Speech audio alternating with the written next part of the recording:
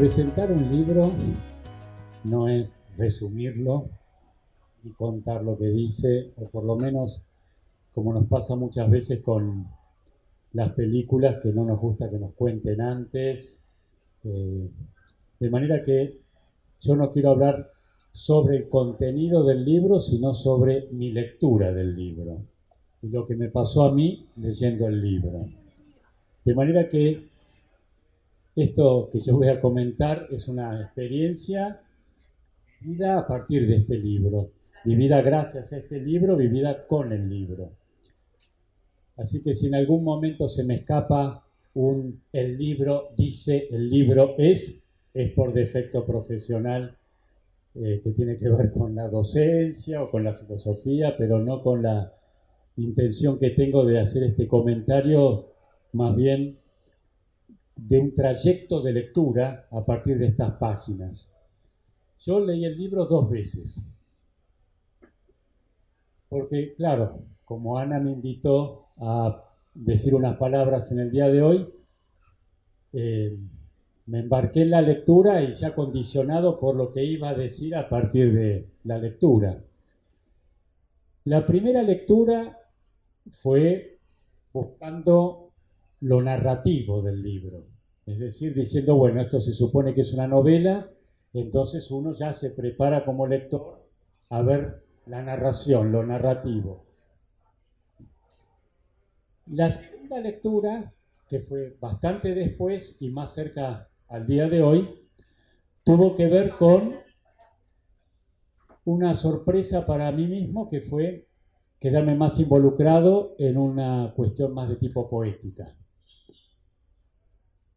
Por el lado de lo narrativo, mi experiencia ha sido caminar junto a Eva, es decir, hacer un desarrollo de estas escenas, estos momentos, estos diálogos, estos intercambios que Eva va haciendo con distintos interlocutores que yo por lo menos los percibí como muy vaporosos, son como personajes no personajes, porque en el fondo la interlocución de Eva es con ella misma y con quien lee. O yo por lo menos me sentí interpelado de esa manera. Esos diálogos sobre distintas cuestiones a partir de contextos o de vivencias o experiencias, escenas, en algún momento me hizo acordar en algo, por la cuestión más de género y de estructura, más que de contenido, al Principito, a Alicia en el País de las Maravillas, o a ese tipo de literatura donde no está lo narrativo centrado en una trama que ocurre, sino en las vivencias que se despiertan o las reflexiones o los intercambios a partir de los encuentros. De manera que en ese sentido el aspecto narrativo, por lo menos para mí, ha sido un diálogo con Eva, con el personaje a través del trayecto, y es una estructura, por lo menos yo la viví así, no de una secuencia que avanza, sino de una marcha espiralada. Si uno dice, bueno, está bien, esto es un camino con Eva, ¿hacia dónde va? ¿De dónde se parte? ¿Hacia dónde va? Va como hacia adentro, o por lo menos mi experiencia fue ir espiraladamente hacia adentro.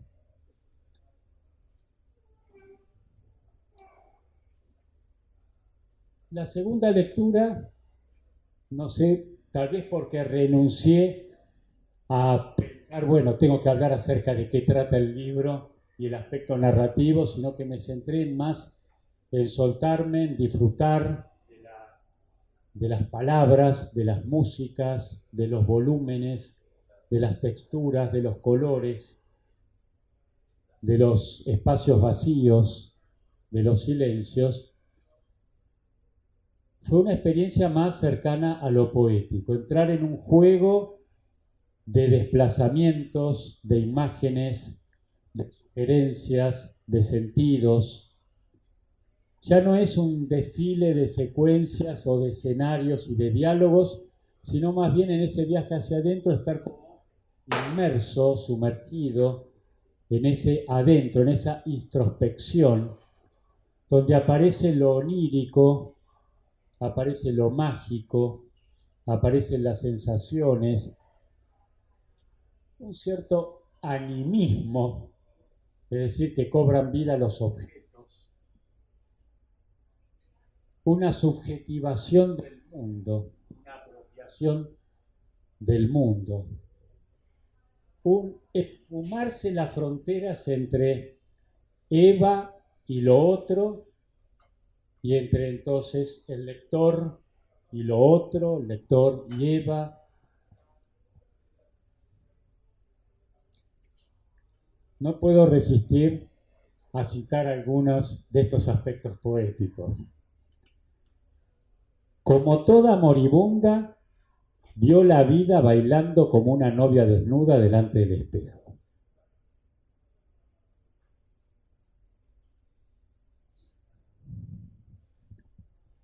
Al llegar, comenzó a vomitar trozos de sí.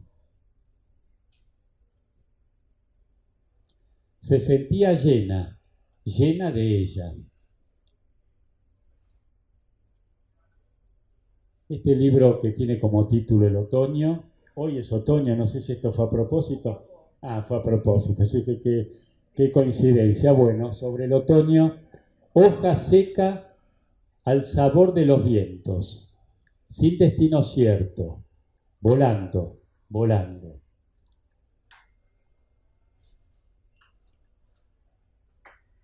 Y una imagen que es reiterada y que expone una perspectiva desde la cual, no sé si escribiste el libro de esa perspectiva, pero desde la cual el lector se posiciona por esta imagen de el espejo del espejo, esta especie de ruptura de la inmediatez, el juego de la reproducción, de la representación, de lo percibido, de lo perceptible, de lo que no se percibe. Eso fue esta segunda lectura más ligada a lo poético. De manera que si yo tuviera que dar una sugerencia, jamás un consejo, pero una sugerencia es: no lean el libro de una, no se apuren a leer el libro, y si pueden, léanlo más de una vez, porque me parece que en esta cuestión espiralada el libro empieza como a deshojarse cuando se le da el tiempo a esas hojas de otoño a que vayan cayendo, crujientes. Y desde el punto de vista de algunas cuestiones más de tipo filosófica, porque nos conocimos gracias a la filosofía, entonces un poco, supongo que estoy acá un poco en relación con eso.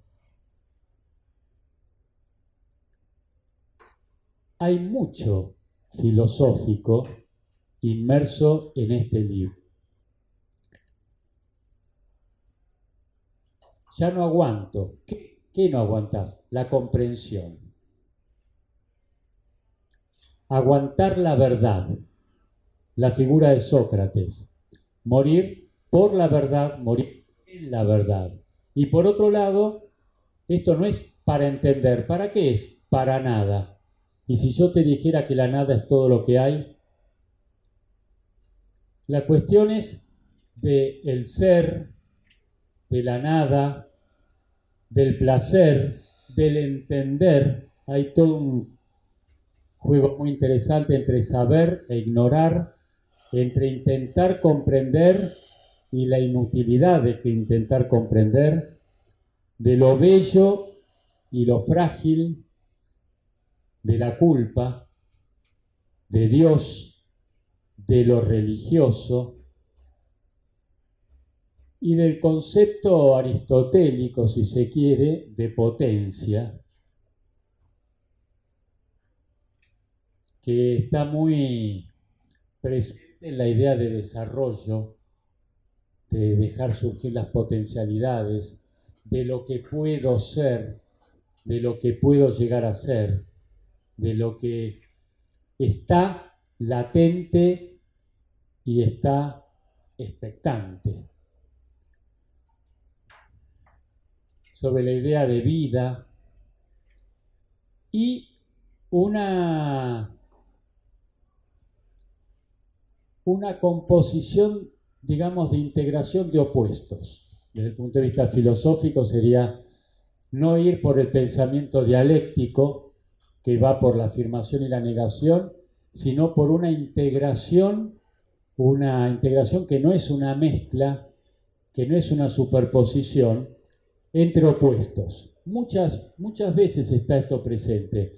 Rápido pero lento. El diablo y Dios. La muerte y la vida. El saber y el ignorar. Y la idea de que ignorar es saber. Se llega a la comprensión por no intentar comprender. La idea de dolor y placer. El dolor del placer. La risa y el llanto. Esta idea del ser y el no ser, y del poder ser.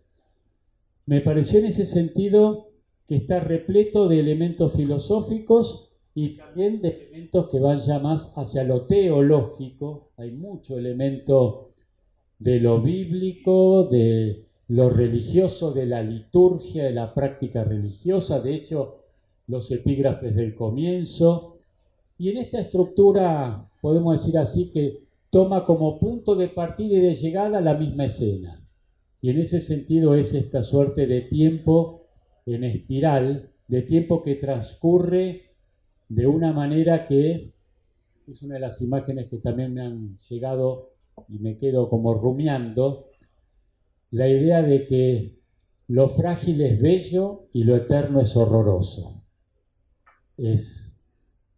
Creo yo, que por eso para poder pescar este tipo de cosas, para poderlas insertar, incluir, dejar entrar, hace falta una lectura tranquila, reposada, no buscando, dejándose llevar.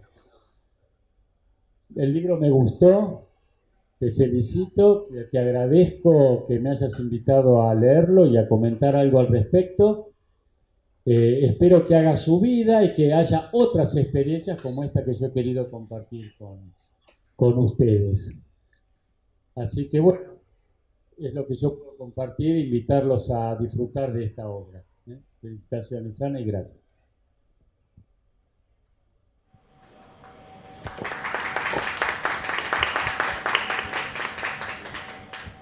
Antes de comenzar, me gustaría agradecer a los presentadores por la disponibilidad de estar aquí presentes.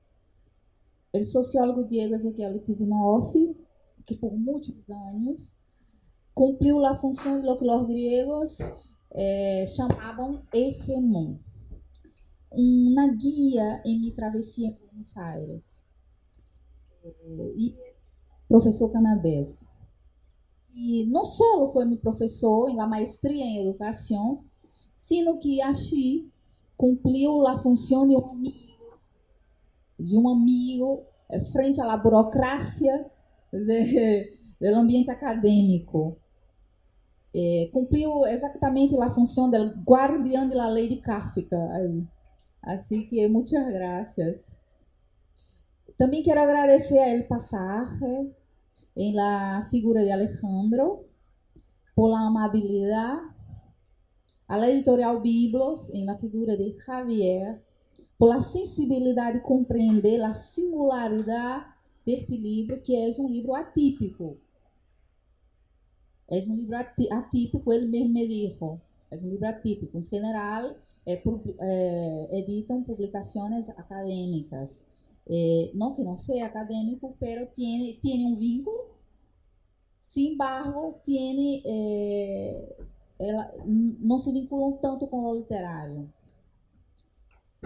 También quiero agradecer a las musas que me visitaron en la soledad porteña, permitiéndome plasmar sus inspiraciones y haciéndome comprender el desierto como el lugar del encuentro del yo con el sí mismo.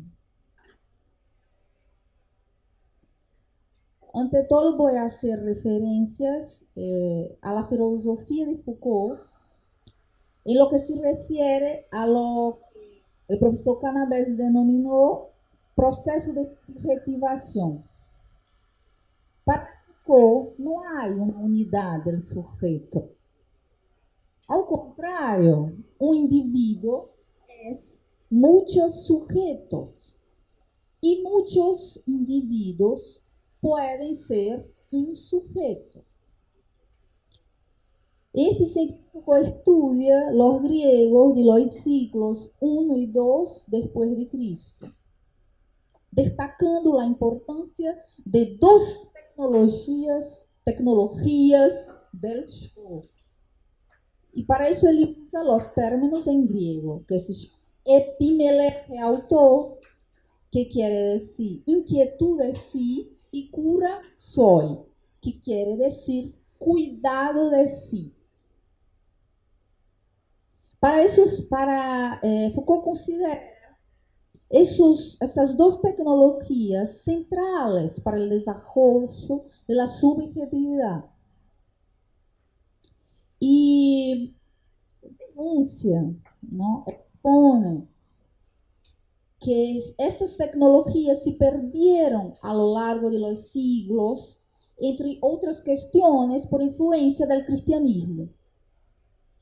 Aun cuando es necesario destacar, en el cristianismo primitivo, estas cuestiones estaban presentes. ¿No es cierto? Estaban presentes estas cuestiones. En mayor o menor medida, por supuesto, pero estaban presentes. Si se lee el Evangelio de Lucas, se percibe que quien no es capaz de dejar padre, madre y hijo no es digno del cielo. Y el Evangelio de Lucas se percibe, el propio Cristo dice, aunque Cristo no escribió, Lucas lo escribió, pero así tal como Sócrates, ¿no? Sin embargo, se percibe el mensaje. Cristo dice, según Lucas, no vine a traer la paz, sino la espada. Yo vine a traer la espada. Entonces, epimeleje autor, inquietud de sí, y cura soy, cuidado de sí. No se trata tampoco de un mero frenesí, a inquietud de sí, no es un chico que tira papeles en el docente, no se trata de eso, no se trata de eso. Sino de un tomarse a sí mismo, sino de no tomarse a sí mismo como algo dado, formado, acabado, definitivo. Sino pensar, no da por hecho lo que uno es para transformarse. Ser sujeto para la antigüedad clásica, y el profesor Canavese, que es especialista en filosofía, puede corroborar eso, es una tarea muy difícil, era una tarea muy difícil. No cualquiera podía convertirse en sujeto, ¿no es cierto? ¿Por qué? Porque esto implicaba un trabajo complejo, muy complejo, que no cualquiera estaba dispuesto ni tenía las condiciones para atravesar. Un esclavo, por ejemplo, no podía. Entonces, significaba también un cambio radical en el individuo. ¿Por qué? Porque implicaba un acceso a qué? A la verdad. Un acceso a la verdad. Y el acceso a la verdad solo se daba mediante ¿qué? Mediante la transformación. La conversión en otro, la conversión del individuo en otro. Hacer algo parecido a lo que los apóstoles, para remitir a la cuestión teológica, a que los apóstoles de Cristo decían, nacer de nuevo. Algo parecido. Quando eu me refiro à Bíblia, é necessário destacar, não é uma visão, uma leitura institucional. pues, no es una lectura institucional. Entonces, sería algo parecido al nacer de nuevo, ¿no?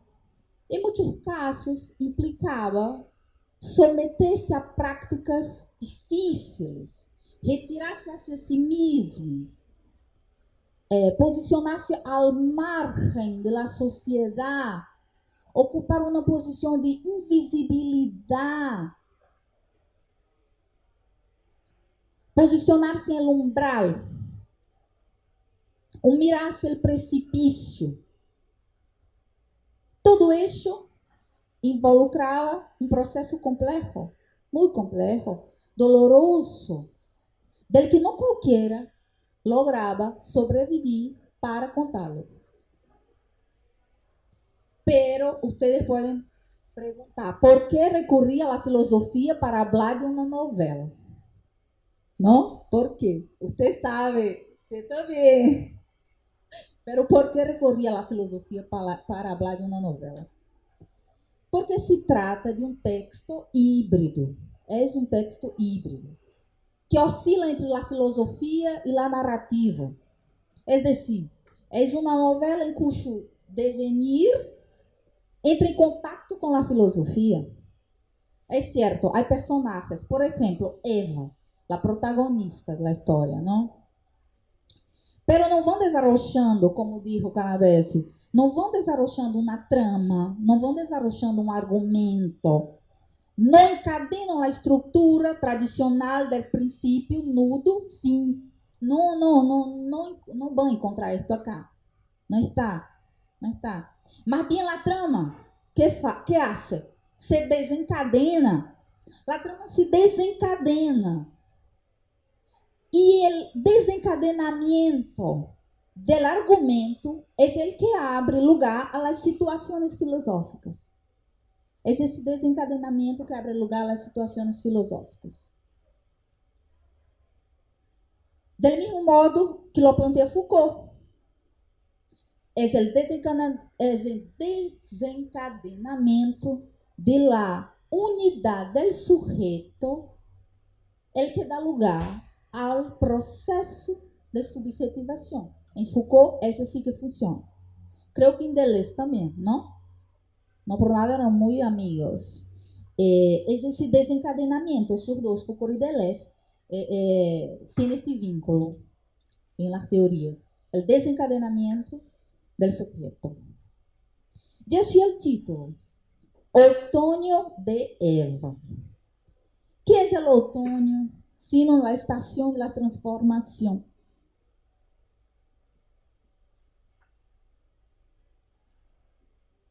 Eva se ubica en esa estación y como los árboles cambia de pie, dejándola por las calles de la ciudad de Buenos Aires, no de Brasil. Eva cambia de piel, dejando por las calles de la ciudad de Buenos Aires. Tal y cual los árboles del otoño. Con dolor, es cierto, pero también con veneración. Con veneración. De hecho, me dijeron, una lectora, un paréntesis, abro un paréntesis, porque casi no vendo, tengo que hablar de mi lector. Una lectora, una mujer grande, me dijo, tenés que ir toda de negro y decir, es un libro, yo morí, tenés que decir, es un libro de muerte, es un libro póstumo. Así que me tomé un té. Otra cosa que me dijo fue, compré porque pensé que se trataba de Eva Perón. Yo le dije, era esa mi intención. Pero tomamos un té y charlamos. Y después me dijo, bueno, pero me hizo ver cosas distintas. Eso me encantó, porque para Foucault es fundamental ver. Ver no es fácil para Foucault. Ver es muy difícil. Ver es difícil. No cualquiera ve. Volviendo acá, ¿no? Entonces, desde ese lugar, desde el otoño, Eva mira Buenos Aires con los ojos de una extranjera. A veces profiere una protesta silenciosa, como la caída de las hojas otoñales. En ese sentido, ella realiza un devenir. Ella realiza un devenir. Un devenir extranjero, un devenir nómade, un devenir árbol seco de otoño, un devenir hoja de otoño, un devenir hombre. Un devenir hombre. Para ser ese sujeto, Eva tiene que devenir hombre. En el Evangelio de María Magdalena, que es otra figura que se rescata ahí, ¿por qué? Por el tema del cristianismo primitivo y por el tema de la participación femenina. Entonces, si rescata la figura de María Magdalena y que es una figura central, que fue borrada prácticamente de la historia, pero que es una figura central. Es la primera persona para quien Jesús aparece, ¿no? Resucitado, ¿es para quién? Es para María Magdalena. Entonces, en el Evangelio de María Magdalena, ella dice, toda mujer que se convierte en hombre entrará en el reino de los cielos. Fin de cita. Eva tuvo que devenir hombre. Les habla del devenir mujer del hombre. Acá se habla del devenir hombre de la mujer. Eva tuvo que devenir hombre. Estos devenires chega a sua condição singular. ¿Sos el diablo? Le pregunta un porteño. Le pregunta un porteño en una milonga catedral. No, le pregunta un porteño. A lo que ella contesta, case, case. E ele insiste, quem sos? Deus. Ella sostiene, soy Deus. Ella sabe que por lo que sabe, já se converteu em uma merca, como diria Mercedes Souza, de divindar com coisas mundanas. Já sabe que a figura de uma Eva carga a culpa. ¿Por quê? Por haber mentido. Pero Eva não mentiu para qualquer. Eva mentiu para quem? Para quem Eva mentiu? Para Deus. Não qualquer mente para Deus. Eva mentiu para Deus. E na novela, outro fator que o professor Canabés destacou. Na novela é uma repetição de enunciados. Há uma clara repetição de enunciados. Que não sigue a lógica da semelhança. Ojo, como dizem ustedes, ojo, não sigue a lógica da semelhança. Não. Sino de lo que Foucault chama de similitud. Siguen a lógica da similitud. Uma imitação que vai produzindo em distintos capítulos, que incluso podem ler-se separadamente. Os capítulos podem ler-se separadamente. Vai produzindo uma tensão entre o que permanece e entre o que cambia. Entre o mesmo enunciado que produzem em diferentes contextos, efectos distintos. Há elementos repetitivos, é certo, pero en esa repetición se pone en juego la diferencia. Eso es necesario destacar. Y en esa repetición se pone en juego la diferencia. Una diferencia que hace que ninguno de los elementos de la cadena sea original ni cópia, ni exactamente igual al otro. Este nivel híbrido se manifiesta también en la relación entre música y literatura, entre distintos lenguajes y idiomas. Y no es casual que la novela tenga este resultado híbrido, porque su contexto de producción fue híbrido. Se trata de uma novela escrita em 3 anos. Em 3 anos. por lo que el texto fue minuciosamente examinado. Lo que quedó es lo esencial. Es lo esencial, es lo esencial. Voy a repetir 3 veces y no es lo mismo. Entonces, lo que quedó es lo esencial. Además, fue escrita en la travesía entre Argentina-Brasil, Brasil-Argentina. Y yo misma, en mi multiplicidad de sujetos, estaba atravesada por distintas situaciones. Otro contexto híbrido es la relación de tensión entre la producción literaria y la producción académica. El libro es el resultado de aquellos pensamientos que no podían incluirse en la estructura académica. No podían incluirse en la estructura académica. Eran demasiado esquisos para estar en la estructura académica. Pero tampoco podían ser retratados con la típica estructura literaria. No podían. De allí que la novela no solo hace referencia conceptual a la subjetivación en su contenido y en su forma. Si las situaciones de Eva y el modo en que está construida lo expresan, es porque la novela es el resultado del propio proceso de subjetivación que yo atravesé al escribirla. Y al mismo tiempo es una invitación que los lectores, para que elaboren a partir de este texto su propia serie. No semejante, isso não é uma repetição, sino similar, desplegando su próprio processo de subjetivação. Muchas gracias. Se alguém tem algo que perguntar, estamos acá.